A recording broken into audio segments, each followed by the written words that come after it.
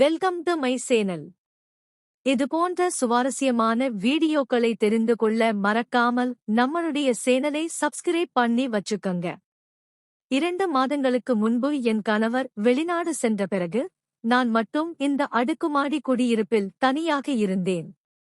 என் அருகில் இருக்கும் மக்களுடன் நல்ல பழக்கம் ஏற்பட்டிருந்ததால் எனக்கு எந்த பயமும் இல்லை.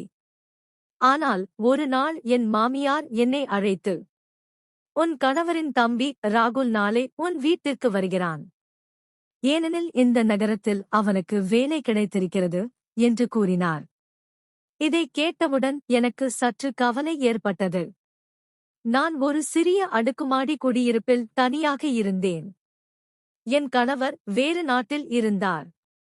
என் குழந்தன் இங்கு வருவான் என்ற செய்தி என்னை பதற்றமடைய செய்தது. என் கணவர் இங்கு இருந்திருந்தால் எந்த பிரச்சனையும் இருந்திருக்காது.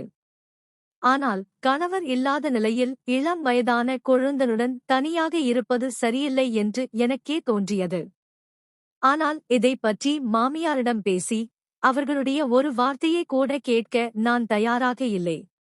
நான் என் கணவர் மகேஷுக்கு போன் செய்து, "ராகுல் இங்கு வருகிறார்" என்று கூறினேன். அதற்கு அவர், "ராகுல் அங்கு வந்தால் உன்னை பற்றி எனக்கு எந்த கவலையும் இருக்காது" என்று கூறினார். நானும், "மகேஷ், நீ என்ன சொல்கிறாய்?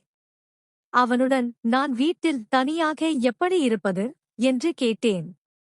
என் வார்த்தைகளை கேட்ட மகேஷ் கோபமாக, "அவன் என் தம்பி. அவனால் உனக்கு என்ன ஆபத்து?" என்று சற்று கோபமாகவே பதிலளித்தார்.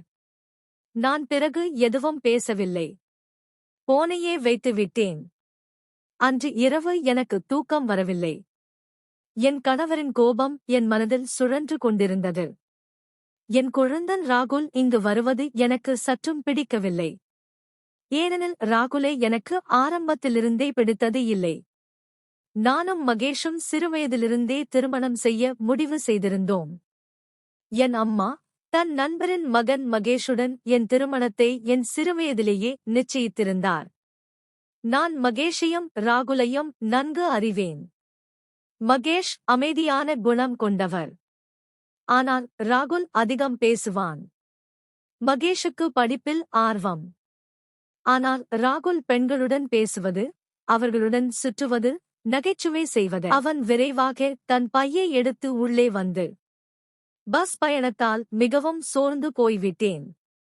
சிறிது நேரம் தூங்குகிறேன்" என்று கூறினான். பிறகு, "என் அறை எது?" என்று கேட்டான். என் அடுக்குமாடி குடியிருப்பில் 2 அறைகள் இருந்தன. நான் 2வது அறையை காட்டினேன். அந்த அறையை பார்த்தவுடன், "இங்கு தங்க முடியாது.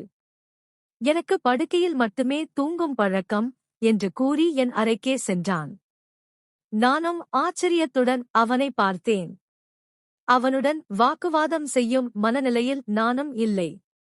நான் உணவை சூடாக்கி வைத்திருக்கும் போது அவன் குளித்துவிட்டு வந்தான். அவனுக்கு உணவு மிகவும் பிடித்திருந்தது. "நீ செய்த உணவு மிகவும் சுவையாக இருக்கிறது.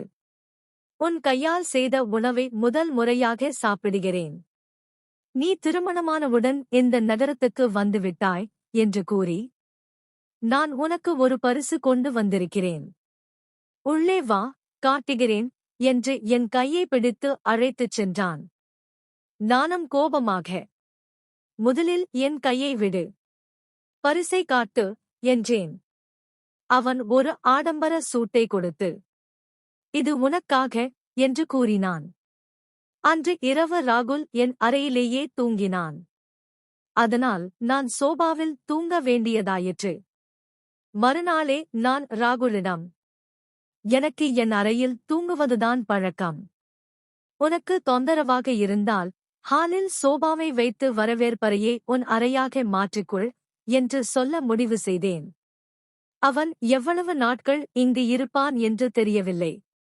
காலையில் எழுந்தபோது அவன் இல்லை.